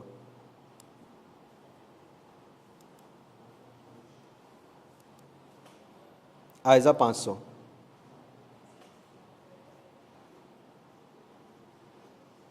Objective. The objective of an auditor is to design and perform audit procedure in such a way as to enable the auditor to obtain sufficient appropriate audit evidence, to be able to draw reasonable conclusion या reasonable assurance on which the auditor's opinion is based. इसका मतलब audit आइजा 500 और आइजा 700 के objective यूँ मिले में। 700 बोलता है तुम तब तक ओपिनियन नहीं दे सकते जब तक तुम्हें सफिशिएंट अप्रोप्रिएट ऑडिट एविडेंस ना मिल जाए, और 500 बोलता है मैं ही वो बेसिस हूं, मुझे फॉलो करोगे तो तुम ओपिनियन तक पहुंचोगे, अदरवाइज नहीं मिलोगे। नहीं, अगर आइजा 500 का ऑब्जेक्टिव मेरा पूरा ना हो तो मैं ओपिनियन भी नहीं दे सकता। तो सर क्या मैं रिपोर्ट भी इशू ना करूं? करेंगे तो मैं डिस्क्लेमर दूंगा। बच्चों डिस्क्लेमर ओपिनियन नहीं है, डिस्क्लेमर ओपिनियन नहीं है। तो मैं क्या करूंगा? मैं डिस्क्लेमर दूंगा। अगर ऑडिटर को लगता है, अगर ऑडिटर को लगता है, बहुत एडवांस लेवल के कॉन्सेप्ट, अगर ऑडिटर को लगता है डिस्क्लेमर भी उस ग्रेविटी ऑफ द सिचुएशन को कम्युनिकेट करने के लिए नाकाफी है, ऑडिटर क्या करेगा? ये बातें कहां पे लिखी हुई हैं सारी? 705। तो हमने 700 भी कवर किया इसके अंदर, 705 भी कवर किया इसके अंदर, और 500 भी कवर किया, 330 भी कवर किया, 240 भी कवर कर लिया। तो अगर ऐसा सवाल एग्जामिनर पूछता है जो कि 8 से 10 नंबर का, 12 नंबर का आसानी से आ सकता है, तो उसका जवाब इन स्टैंडर्ड से मिलके बन रहा है। और 315 और 330 के बारे में भी हमने बातें की क्योंकि उसके अंदर रिस्क असेसमेंट भी रिवाइज कर रहा था। तो ये स्टैंडर्ड सारे हिट हो रहे हैं आपके सामने। 1 2 3 4 5 6 7 स्टैंडर्ड्स। बात समझ में आ रही है? सॉरी, 330 ऑलरेडी कर चुके हैं, तो ये 6 स्टैंडर्ड कवर हो रहे हैं आपके। ऑडिटर विड्रॉ कर लेगा। अब इसके अंदर एक और तड़का, where possible,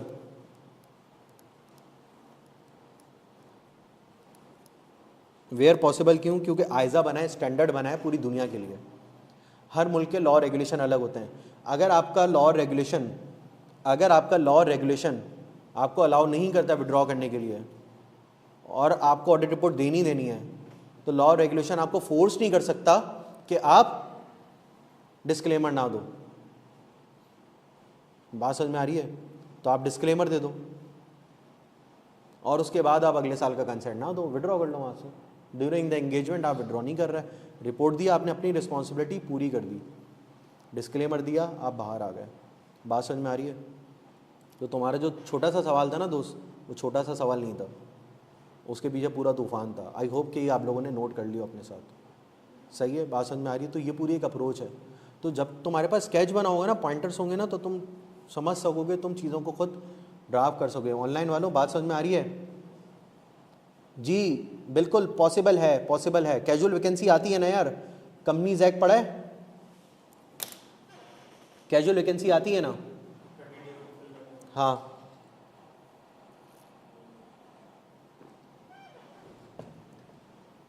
AHS original ID से आओ यार।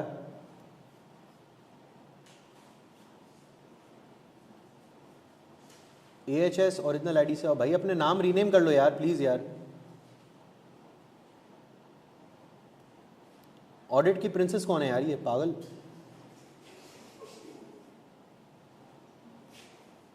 भाग गई प्रिंसेस यार, क्या यार। मैंने भी ऐसे बहुत सेशन बीच बीच में ज्वाइन किया अंडरटेकर के नाम से, ऑडिट का अंडरटेकर। सही है। अच्छा भाई, भाई बात क्लियर है ये वाली, ये पूरा चार्ट क्लियर है।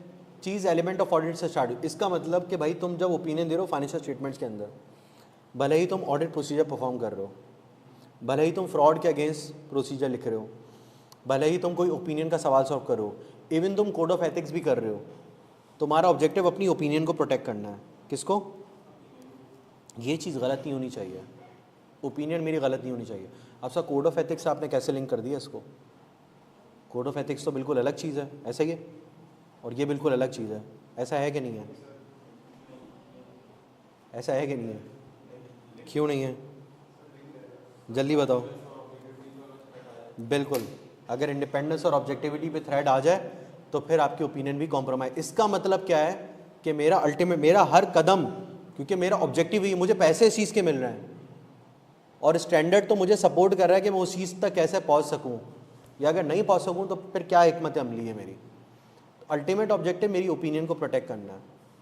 ओपिनियन के लिए मुझे ऑडिट एविडेंस परफॉर्म करना है, ऑडिट एविडेंस ऑब्टेन करना। माइंडसेट ये होना चाहिए। क्यों एग्जाम में ये माइंडसेट होना चाहिए? क्योंकि आप तो बड़े होकर ऑडिटर बनोगे, फर्म में जाना है इंशाल्लाह। फर्म में स्टे करते हो आप, डायरेक्टर बनोगे, मैनेजर बनोगे, पार्टनर बनोगे इंशाल्लाह।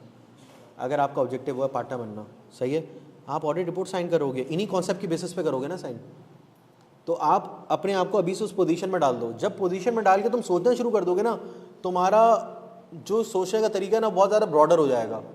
अभी हम लोग किताबों में फंसे होते हैं ना, तो हमारी चैप्टर 11 दे दो, चैप्टर 2 दे दो, वॉल्यूम 1 दे दो, वॉल्यूम 2 दे दो, क्रैश कोर्स का लिंक दे दो, यूट्यूब का लिंक दे दो। हम इन्हीं चीज़ों में फंसे हुए हैं।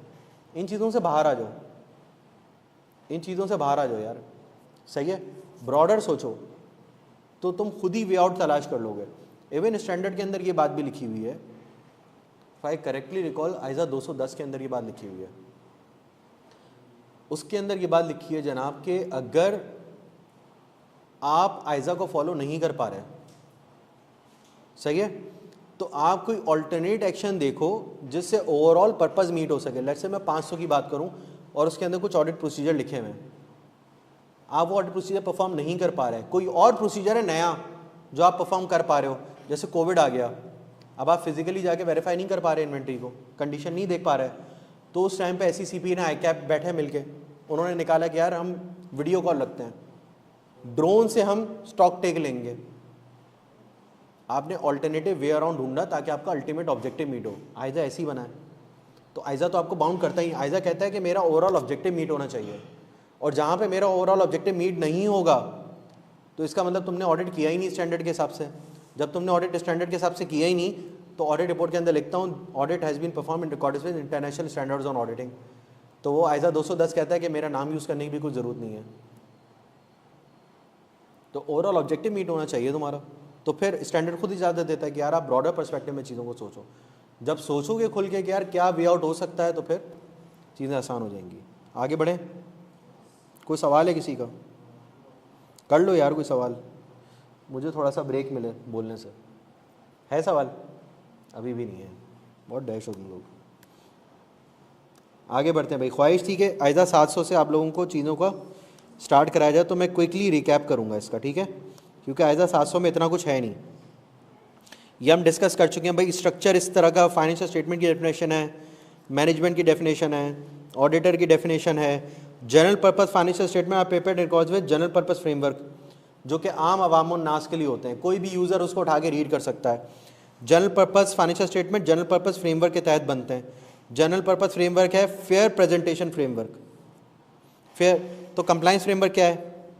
स्पेशल पर्पस फाइनेंशियल स्टेटमेंट आइजा 800 जो आपके सिलेबस में नहीं है, CFAP 6 में है। आइजा 800 require compliance with the requirement of the framework but does not contain acknowledgement in one और टू अबव दिस वन। इनको पढ़ लें। acknowledges explicitly or implicitly that to achieve fair presentation of the financial statement it may be necessary for management to provide disclosure beyond specifically required by the framework to achieve fair presentation, to achieve fair presentation, सही है। और acknowledges explicitly it may be necessary for management to depart from the requirement of the framework। क्या बोल रहा है भाई?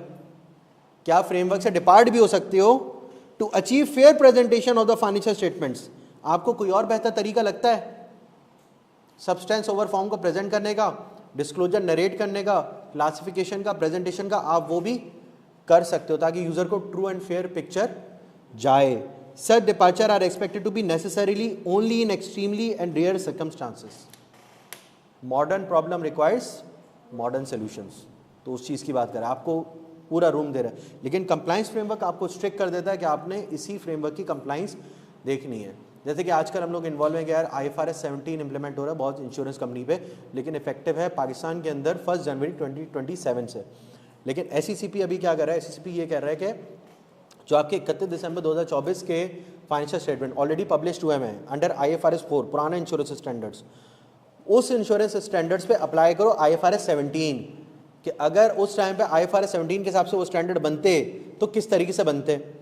अब उसी वजह से क्योंकि IFRS 17 इंप्लीमेंट नहीं हुआ था तो IFRS 9 भी डेफर हुआ होता, क्योंकि दोनों की अकाउंटिंग मैच होकर चलती है। उसके साथ IFRS 15 की कुछ चीज़ें, रेवेन्यू की कुछ चीज़ें हैं, तीनों स्टैंडर्ड मिलके ये नए वाले स्टैंडर्ड जब 17 इंप्लीमेंट हुआ इसका मतलब 17 भी आएगा, 15 की चेंजेस भी इनकॉर्पोरेट होंगी और IFRS 9 भी इनकॉर्पोरेट होगा।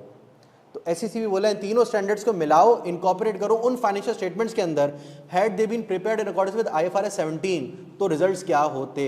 तो ये SECP ने गाइडलाइन दी है, इंटरनेट पे सर्च करोगे मिल जाएगा, implementation of IFRS 17 by SECP। तो वो ICCP ने फ्रेमवर्क बताया, उस फ्रेमवर्क के अंदर SECP ने लिखा है आपकी रिपोर्ट आइजा 800 के तहत होनी चाहिए। वो कंप्लायंस फ्रेमवर्क है जिसकी वजह से हमारी रातें काली हो रही हैं और मुझे चक्कर आ रहा है। सही है, हाँ 2024 के दो भाई, अगर वो अडॉप्ट होता तो अब क्या होता। सही है, तो भाई एक है कंप्लायंस फ्रेमवर्क, ये आपके सिलेबस का पार्ट नहीं है, ठीक है। अच्छा जी, reference to the financial statement in ISA 700 means ये क्या हो गया भाई?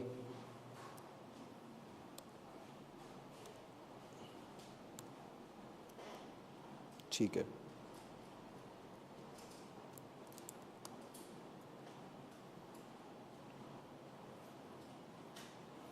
अच्छा responsibility of auditor, the auditor is responsible for obtaining sufficient appropriate audit evidence. ये डिस्कस कर चुके हैं,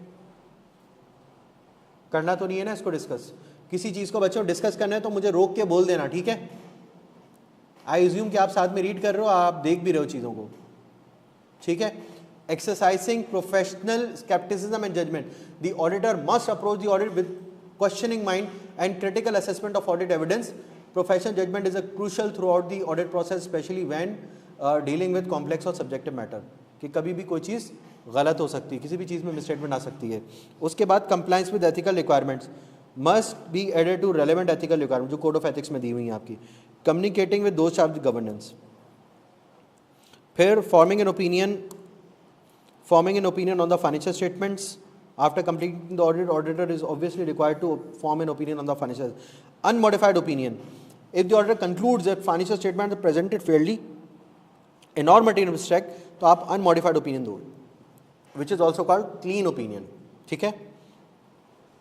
Modified opinion. If the auditor concludes that there is a misstatement in the financial statements, आप क्या करोगे? Modified opinion दोगे. Modified opinion includes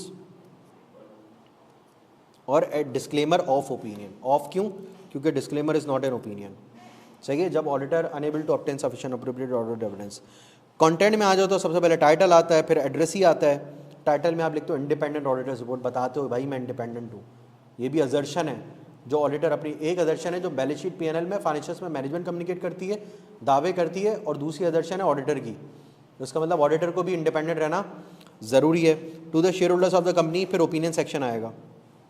opinion अगर clean होगी तो ये आएगा, क्वालिफाइड होगी तो ये आएगा, एडवर्स होगी तो ये आएगा। बात समझ में आ रही है? अभी क्वालिफाइड और एडवर्स को भी थोड़ा सा डिटेल में जाके देखते हैं। We have audited the financial statement of ABC which comprise the statement of financial position and the statement comprehensive income, changes in equity for the year ended, and notes of the financial statement including summary of significant accounting policies. In our opinion, the accompanying financial statements presented fairly in all material respect or give a true and fair view of the financial position, its performance and cash flow, blah blah blah. Qualified, we have audited the financial statement of the company which comprise, तो भैया इसके अंदर ये वाला para देख लो और ये वाला पैरा देख लो तो दोनों सेम है। ये वाला पैरा देख लो और ये वाला पैरा देख लो, ये भी सेम है, सिर्फ इसके अलावा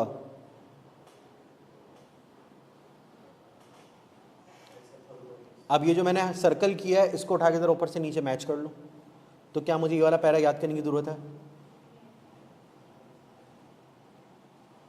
except for the matter described in basis for qualified opinion.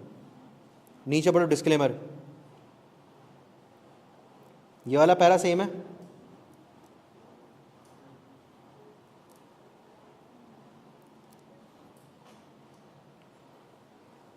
based on the significance of the matter discussed in the basis of adverse opinion section of our report, the accompanying financial do not present fairly.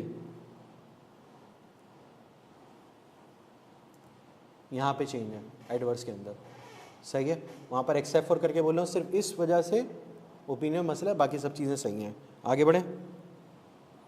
Disclaimer, ये भी change है, ये भी change है। इसका stand हो रहा है वी वर इंगेज। क्यों वी वर इंगेज्ड? ऑडिट किया ही नहीं है, समझ गए? जब ऑडिट ही नहीं किया तो एविडेंस भी नहीं है और ओपिनियन भी नहीं दे रहा है, सही है। ओपिनियन ड्राफ्टिंग पेपर में आ सकती है, बिल्कुल आ सकती है भाई, पूछ सकता है, एग्जामिनर को कौन रोक सकता है? आइए आइए, उसने पूरी ऑडिट रिपोर्ट भी दे दी है कि मसले बताओ उसके अंदर। तो अगर आपको बेसिक डिफरेंसेस नहीं पता होंगे तो आप मसले भी नहीं बता सकोगे, तो इसलिए कंपैरिजन करा रहा हूँ मैं। नहीं यार, याद नहीं करना, ऐसे ही चले जाना अल्लाह पे भरोसा करके। भाई मेन तो तुम्हारा बेसिस ऑफ ओपिनियन है, बेसिस ऑफ क्वालिफाइड ओपिनियन ही तुम्हारा मेन है। ओपिनियन पैरा में तो कुछ भी नहीं है, देख लो टेक्निकली कुछ भी नहीं है। बेसिस ऑफ क्वालिफाइड ओपिनियन ही वो है पैरा जिसके अंदर तुम स्टेटमेंट को कम्युनिकेट कर रहे होते हो, जिसके अंदर पूरी आइजा 705 की ड्राफ्टिंग छुपी हुई है। जब कहते हैं ना evaluate the matter and discuss the implication of audit report, पूरे के पूरे उस चैप्टर का, उस क्वेश्चन का जवाब बेसिस फॉर क्वालिफाइड ओपिनियन में छुपा हुआ है, पूरा जवाब बेसिस फॉर क्वालिफाइड ओपिनियन में छुपा हुआ है। अभी हम डिस्कस करते हैं उस चीज़ को, सही है। अच्छा जी, फिर आपने डिस्कस कर लिया कि भाई basis for opinion, qualified opinion और एडवर्स ऑफ ओपिनियन, कि भाई आपने ऑडिट किया as per international standards on auditing. Basis for qualified opinion सिर्फ ये पैरा ऐड हो जाएगा, ये पैरा सेम है। ओपिनियन में पहला पैरा सेम हो रहा था, ओपिनियन में पहला पैरा सेम हो रहा था, दूसरा चेंज था। यहां पर पहला पैरा एडिशनल पैरा है और ये सेम है, पढ़ लो। सारी की सारी मिसस्टेटमेंट इसके अंदर छुपी हुई है। The company's inventory are carried in the financial position at this value, management has not stated the inventory at lower of cost और net realisable value at cost which constitute departure from IFRS. आपने बोला कि financial statements में क्या है, management ने क्या किया है, अब फाइनेंशियल स्टेटमेंट आईएफआरएस के हिसाब से नहीं है।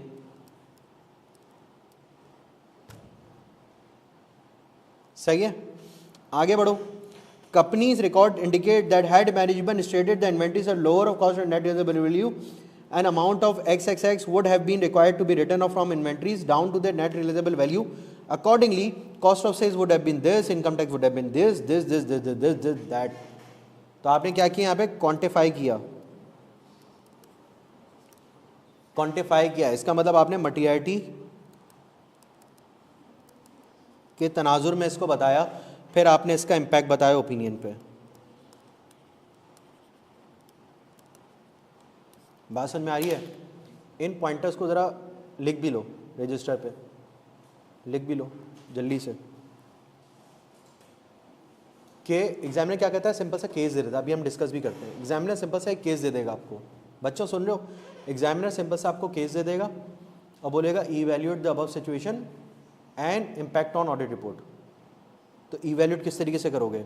सबसे पहले आप उसको बता दोगे पॉइंट नंबर 1 फाइनेंशियल स्टेटमेंट्स में क्या हुआ है, लिख लो फाइनेंशियल स्टेटमेंट्स में क्या हुआ है।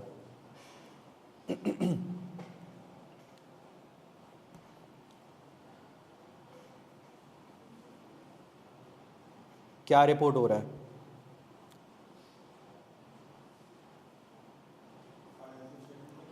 क्या हुआ है? मैनेजमेंट ने क्या रिपोर्ट किया है। दूसरे में लिख लो मैनेजमेंट कोर्स ऑफ एक्शन या मैनेजमेंट रिपोर्टेड, इस तरह लिख लो। मैनेजमेंट कोर्स ऑफ एक्शन लिख लो कि मैनेजमेंट ने क्या किया है। तीसरा, financial statement is not equal to IFRS या equal to IFRS. Misstatement और नॉट तुम्हारा कंक्लूजन आएगा, मिस स्टेटमेंट और नॉट, क्योंकि इसके अंदर हो सकता है मिस स्टेटमेंट ना हो सकता है मिस स्टेटमेंट हो, मटीरियल मिस स्टेटमेंट ना हो। अगर मिस स्टेटमेंट नहीं है तो इसका मतलब वो चेक करना चाह रहे हैं क्या तुम कैम और एम्फेसिस और मेटा पैराग्राफ रिपोर्ट कर सकते हो साथ में। हाँ बता रहे ना मैनेजमेंट कोर्स ऑफ एक्शन, फिर तुम मिस स्टेटमेंट बताओगे। मिस स्टेटमेंट है यस और नो, यस और नो बनाओ, यस और नो बनाओ। अगर नो है, अगर नो है तो 701 और 706 ये स्केच बना लो। मैं इधर भी बना लूँ क्या स्केच, बना लूँ स्केच, मैं यहाँ भी स्केच बना लेता हूँ यार आप लोग के लिए, और ये मैं प्रोवाइड भी कर दूंगा ना, आप लोग को नोट्स आसानी रहेगी। मुझे ज़रा अब तक बनवा देना कि मैंने बनवाया क्या है, बता देना, सही है। नंबर 1 फाइनेंशियल स्टेटमेंट्स के अंदर क्या हुआ है। नंबर 2 रिपोर्ट हुआ है, इन्वेंटरी रिपोर्ट हुई है एक्स एक्स एक्स अमाउंट पे, ये बता दिया मैंने। मैनेजमेंट कोर्स ऑफ एक्शन कि मैनेजमेंट ने क्या किया है, वेदर इसको रिपोर्ट किया है या क्या डेफिशिएंसी है, मैनेजमेंट ने क्या रिकॉर्ड किया हुआ है, ठीक है। फिर एक तीसरी चीज लिख रहा हूं जिसका मैं कलर चेंज कर रहा हूं,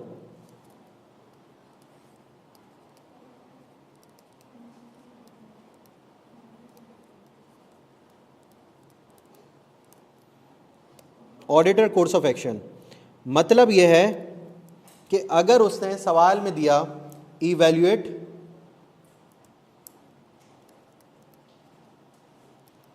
सिचुएशन और and impact on audit report, समझ में आ रही है। एक तो ये रिक्वायरमेंट, दूसरी requirement evaluate situation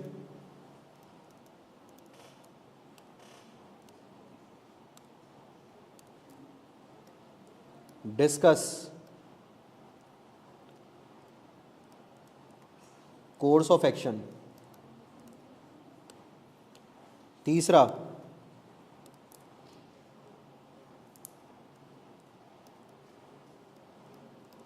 impact on audit report. तो भाई ये दो अलग अलग तरीके के सवाल आते हैं, हेडिंग्स भी इनकी इस हिसाब से बनेगी। याद रखना इस तरह का कोई सवाल आया तो हेडिंग के साथ लिखना, हेडिंग के साथ नहीं लिखोगे तो गुनाह है ये, सही है। कोर्स ऑफ एक्शन के अंदर कोर्स ऑफ एक्शन बताएगा, प्रोसीजर बताएगा। भाई तुम्हें मिसस्टेटमेंट नज़र आई, तुम मैनेजमेंट से डिस्कस करोगे कि भैया ये मिसस्टेटमेंट है, आप इसको करेक्ट कर लो।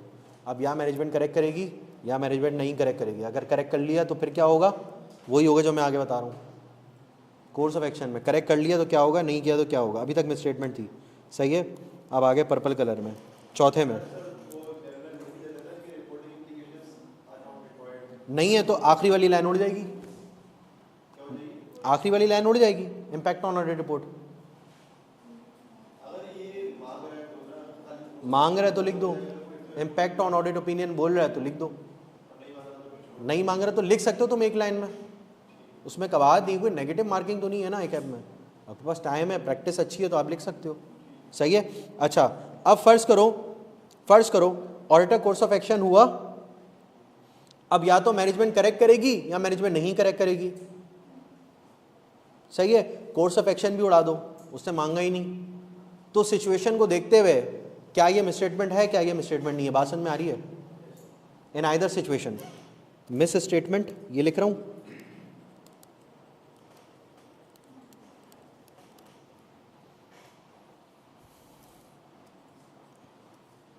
यस नो,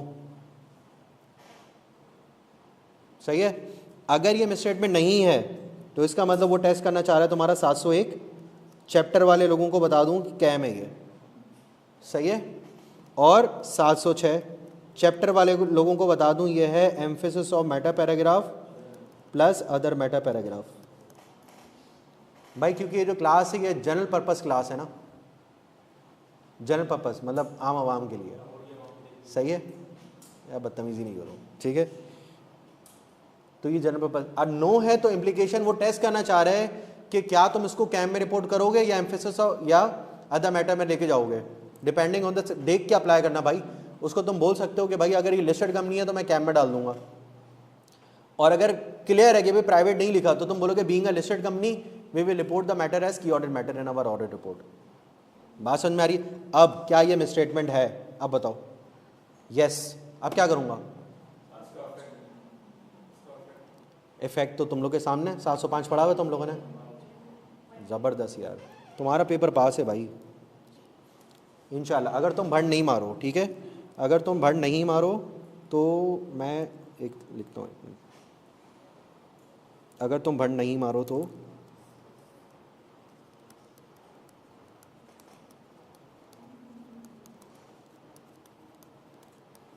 इंशाल्लाह, सारे मिलके बोले इंशाल्लाह, तो ये रिज़ल्ट आपका आउट हो चुका है, सही है इंशाल्लाह।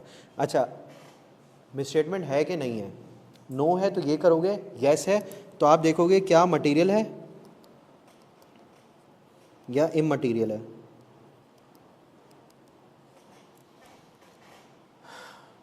अगर मटेरियल है, अगर मटेरियल है, दो चीज़ें, क्या ये ऑडिट एविडेंस से रिलेटेड है, सफिशिएंट अप्रोप्रिएट ऑडिट एविडेंस मिल चुके हैं आपको, या फिर स्कोप लिमिटेशन की वजह से है। सफिशिएंट अप्रोप्रिएट ऑडिट एविडेंस मिल चुका है तो उसमें तीन चीज़ें आएंगी, selection of accounting policy, application of accounting policy और डिस्क्लोजर, सही है। Scope limitation imposed by management, imposed by management, circumstances या फिर बियॉन्ड द कंट्रोल, तो सर्कमस्टांसेस हो गया। और तीसरा क्या है भाई, नेचर या टाइमिंग ऑफ ऑडिट प्रोसीजर, तो उसके अंदर अपॉइंटमेंट भी आ जाती है कि इन्वेंट्री काउंट ऑब्जर्व नहीं कर सका। तो आई कैप इतने मल्टीपल सिनेरियोज के अंदर आपसे पूछ सकता है। बात समझ में आ रही है, बात समझ में आ रही है। अच्छा, ओपिनियन का इम्पैक्ट बता दोगे। अब अगर इममटीरियल है फिर क्या करूँगा, ज़बरदस्त, aggregate in uncorrected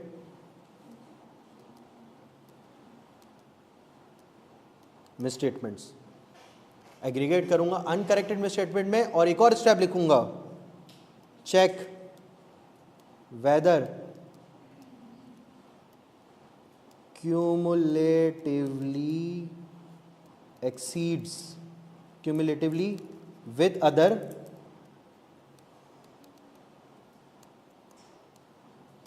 identified misstatements exceeds the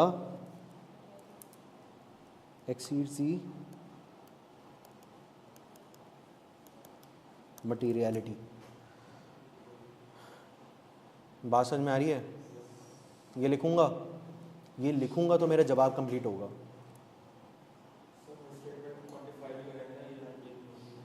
हाँ आगे आ रहा हूँ ना, उसमें आगे आ रहा हूँ, सही है। अब मैं स्टेटमेंट मटेरियल है या नहीं है, अब उस पर तुमने नंबर 5,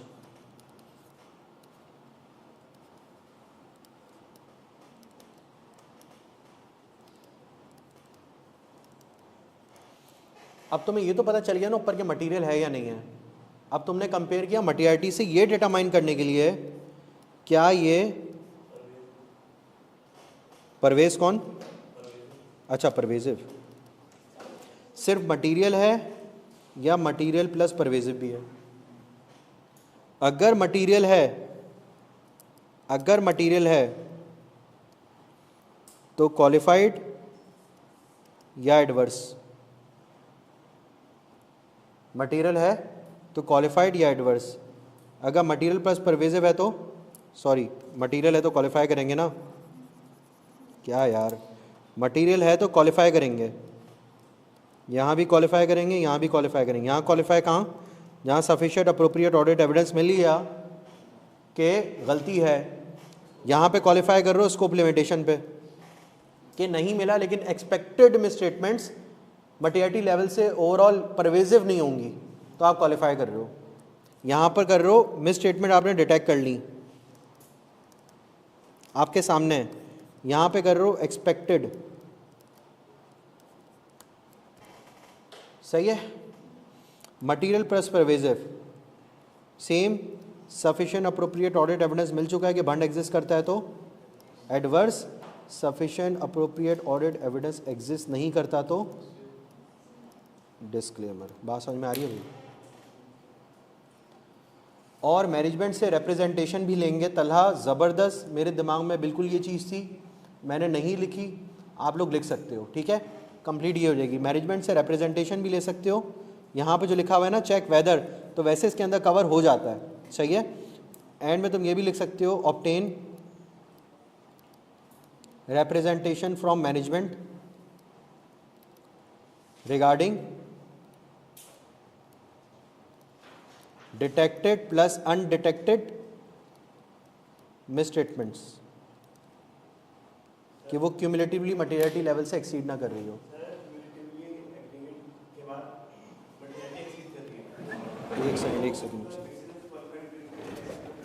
एक मिनट।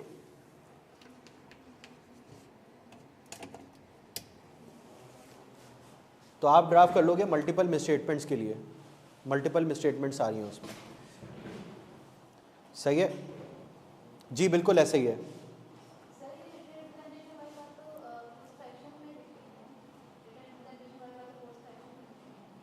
नहीं, यहाँ पे लिखोगे ना आप, हाँ कोर्स ऑफ एक्शन में लिख लोगे, बिल्कुल ऐसे ही है, क्योंकि इस पे ओपिनियन पे इम्पैक्ट नहीं है ना तुम्हारा, ये ओपिनियन पे इम्पैक्ट नहीं है, तो आप ये लिख के उसको बोल दो कि ओपिनियन क्लियर है और कोर्स ऑफ एक्शन में ये चीज़ कवर कर लोगे, बिल्कुल ऐसे ही है, सही है। कंपेयर विद मटेरियलिटी कर लोगे और फिर ओपिनियन भी आपने यहीं पर एक्सप्रेस कर ली, ये छठा मैं लिख देता हूँ यहाँ पर ओपिनियन।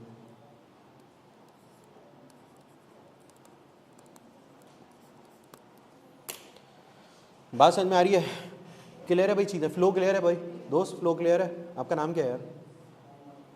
मोहम्मद, क्लियर है, आगे बढ़े, कोई सवाल है किसी का?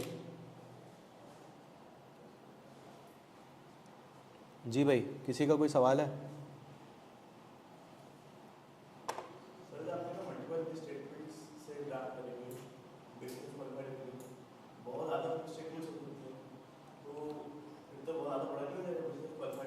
हाँ सर, आपने कहा कि मल्टीपल स्टेटमेंट्स हम लोग लिखेंगे, हाँ बेसिक वगैरह एग्रीगेट बेसिक वगैरह, तो मल्टीपल स्टेटमेंट्स जो बहुत ज़्यादा होती हैं, हाँ, तो वो सबको लिखना पड़ेगा। एग्जाम में नहीं पूछेगा वो। क्या?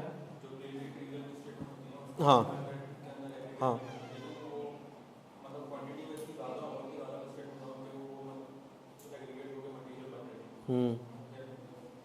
वो एग्रीगेट होके कभी भी तुम्हारा ओवरऑल मटेरियलिटी से एक्सीड नहीं करेंगी, फॉर्मूला कुछ इस तरीके से डिफाइन हुआ है। अगर वहाँ से एक्सीड कर रहा है, इन केस अगर एक्सीड भी कर रहा है तो आप क्या करोगे, जो रिप्रेजेंटेशन लेटर होता है ना उसके अंदर एक एनेक्शर लगा देते हो और उसको रेफ़र कर देते हो कि जितनी भी मिसस्टेटमेंट्स हैं आइडेंटिफाई हुई हैं वो क्यूमुलेटिवली विद अनडिटेक्टेड मिसस्टेटमेंट जो हम डिटेक्ट नहीं कर सके, और मैनेजमेंट कंफर्म करे कि इसके अलावा और कोई मिसस्टेटमेंट्स नहीं है और क्यूमुलेटिवली ये मटीरियलिटी लेवल से एक्सीड नहीं कर रही, तो वो रिप्रेजेंटेशन लेटर के थ्रू कवर होती है। और हम दो चार्ज गवर्नेंस को थ्रू बोर्ड लेटर भी कम्युनिकेट करते हैं कि भाई ये लेवल ऑफ मिसस्टेटमेंट से क्यूमुलेटिवली मटीरियल नहीं है और मैनेजमेंट से हमने स्पेसिफिक रिप्रेजेंटेशन मिली है इस पर। बात समझ में आ रही है? क्लियर है? आगे बढ़ें। हाँ, ब्रेक ले लें, ब्रेक ले लो, मसला नहीं है। ब्रेक किस किस को चाहिए भाई? ब्रेक किस किस को चाहिए? ऑनलाइन वालों?